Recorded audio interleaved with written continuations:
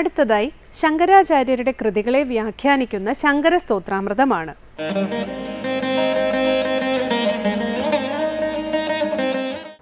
ഓം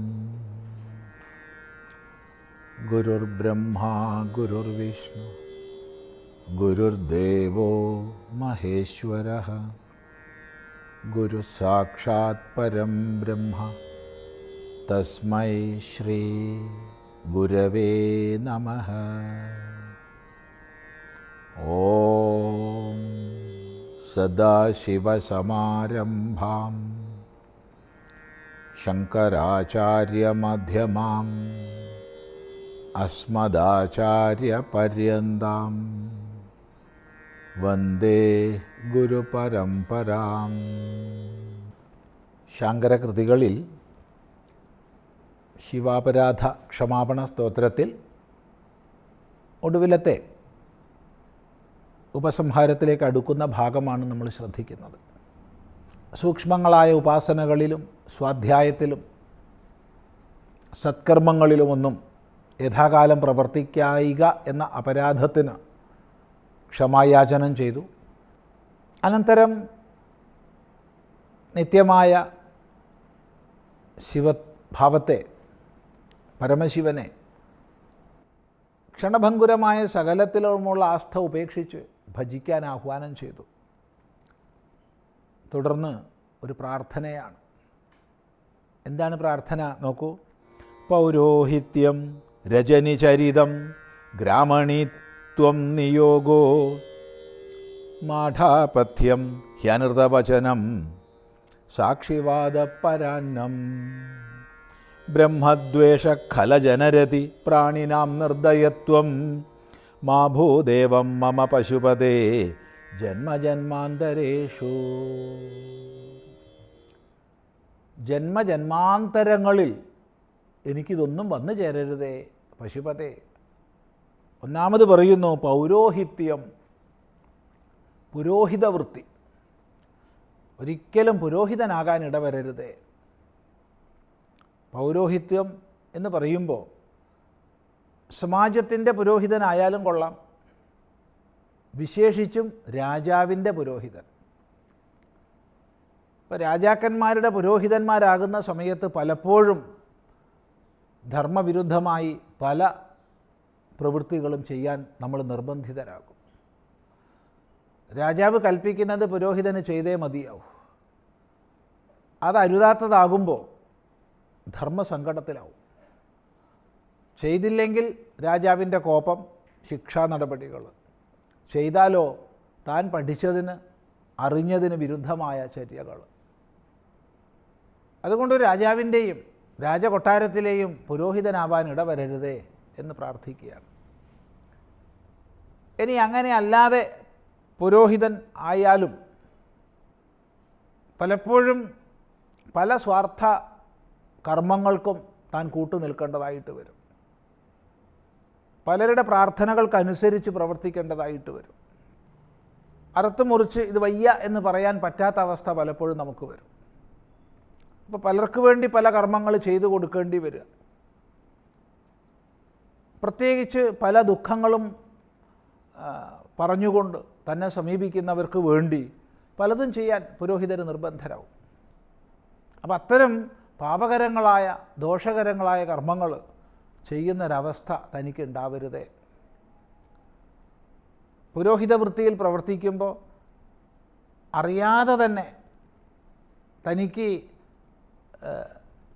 ദക്ഷിണ തുടങ്ങിയവ ലഭിക്കുന്നതിനനുസരിച്ച് അതിലൊക്കെയുള്ള ആസക്തി വളരാനും സാധ്യതയുണ്ട്. അങ്ങനെ വരുമ്പോൾ പൗരോഹിത്യം അത് നമ്മളെ കൂടുതൽ കൂടുതൽ ബന്ധനത്തിൽ അകപ്പെടുത്തും. അതുകൊണ്ട് ആദ്യം പ്രാർത്ഥിക്കുന്നത് ഈ ജന്മത്തിലും മറ്റ് ജന്മങ്ങളിലും പൗരോഹിത്യം വന്നു ചേരരുതേ എന്നാണ്. രണ്ടാമത് പറയുന്നത് രജനിചരിതം. രജനിചരിതം എന്ന് പറഞ്ഞാൽ രാത്രിയിലെ ചരിതമാണ്. രാത്രിയിലെ ചരിതം എന്നുള്ളതിന് രജനിചരഹ എന്നുള്ളതിന് കള്ളൻ എന്നാണ് അർത്ഥം. രജനീചരന്മാർ രാത്രിയിൽ വ്യവഹാരം ചെയ്യുന്നവരാണ്. രാത്രിയിൽ വ്യവഹാരം ചെയ്യുക, സമൂഹം കാണാതെ മറ്റുള്ളവരറിയാതെ ഉള്ള വ്യവഹാരങ്ങൾ. പര്യായ പദം മോഷണം എന്നുള്ളതാണ്. അപ്പോൾ മോഷ്ടാവായി ജീവിക്കാൻ ഒരിക്കലും ഇടവരരുതേ. ഈ ജന്മത്തിലും വരും ജന്മങ്ങളിലും ഞാൻ കള്ളനാവരുതേ എന്നർത്ഥം. മൂന്നാമത് പറയുന്നത് ഗ്രാമണീത്വം എന്നാണ്. ഗ്രാമണീത്വം എന്ന് പറഞ്ഞാൽ ഗ്രാമത്തിൻ്റെ ഭരണാധികാരിയാണ്. ഗ്രാമാധികാരി, അധികാരിയാവരുതേ. അധികാരി എന്നുള്ളതിലൂടെ ഗ്രാമത്തിനുപരിയുള്ള മേഖലകളിലേക്ക് നമുക്ക് പോകാം. ജില്ലാ ഭരണാധികാരിയാവാം, സംസ്ഥാന ഭരണാധികാരിയാവാം, രാജ്യത്തിൻ്റെ ഭരണാധികാരിയാവാം. അപ്പോൾ ഭരണാധികാരി എന്നുള്ളൊരവസ്ഥ എനിക്കുണ്ടാവരുതേ. കാരണം അത് അങ്ങേയറ്റം പല തെറ്റുകളും പാപങ്ങളും ചെയ്യാൻ ഇടവരുത്തുന്ന സാഹചര്യമാണ്. തൻ്റെ മനസ്സാക്ഷിക്ക് വിരുദ്ധമായി ഒട്ടനവധി ചെയ്യേണ്ടി വരും. ചെയ്തേ മതിയാവും. അത് വളരെയധികം ദോഷം ചെയ്യും. പലരെയും ശിക്ഷിക്കേണ്ടി വരും. തെറ്റ് ചെയ്തവൻ ശിക്ഷിക്കപ്പെട്ടാൽ കുഴപ്പമില്ല. പക്ഷേ ഭരണാധികാരിക്ക് എപ്പോഴും തെളിവുകളെയും വാദങ്ങളെയും സ്വീകരിക്കേണ്ടി വരും. തെളിവുകളുടെ അടിസ്ഥാനത്തിൽ കുറ്റവാളിയാണെന്ന് മുദ്ര കുത്തപ്പെടുന്ന പലരും സത്യത്തിൽ കുറ്റവാളിയായിക്കൊള്ളണമെന്നില്ല. മഹാകുറ്റവാളികളായവർ തെളിവുകളുടെ അഭാവത്തിൽ രക്ഷപ്പെടുകയും ചെയ്യും. അതുകൊണ്ട് ഒരു ന്യായാധിപനാവുക, ഭരണാധികാരിയാവുക എന്ന് പറയുമ്പോൾ കുറ്റം ചെയ്യാത്തവരെ ശിക്ഷിക്കുക, കുറ്റം ചെയ്തവരെ വെറുതെ വിടേണ്ടി വരിക, ഇതൊക്കെ സംഭവിക്കും. അതെല്ലാം വലിയ പാപങ്ങളെ ഉണ്ടാക്കുന്നതാണ്. അതുകൊണ്ട് ഭരണാധികാരിയാവാൻ ഇടവരരുതേ. അപ്പോൾ പുരോഹിതനാവാൻ ഇടവരരുത്, മോഷ്ടാവാകാൻ ഇടവരരുത്, ഭരണാധികാരിയാവാൻ ഇടവരരുത്. നിയോഗം ഉണ്ടാവരുത്. നിയോഗം എന്ന് പറയുമ്പോൾ എപ്പോഴും മറ്റൊരാളാൽ നിയോഗിക്കപ്പെട്ട് ജീവിക്കുന്ന അവസ്ഥയാണ്. സ്വന്തം കർത്തവ്യങ്ങൾക്ക് സ്വാതന്ത്ര്യമില്ലാതെ എപ്പോഴും മറ്റൊരാളുടെ നിർദ്ദേശമനുസരിച്ച് മാത്രം ജീവിക്കേണ്ടുന്ന അവസ്ഥയാണ് നിയോഗം എന്നുള്ളതിൻ്റെ ഒരർത്ഥം. നിയോഗത്തിന് വേറെയും അർത്ഥങ്ങളുണ്ട്.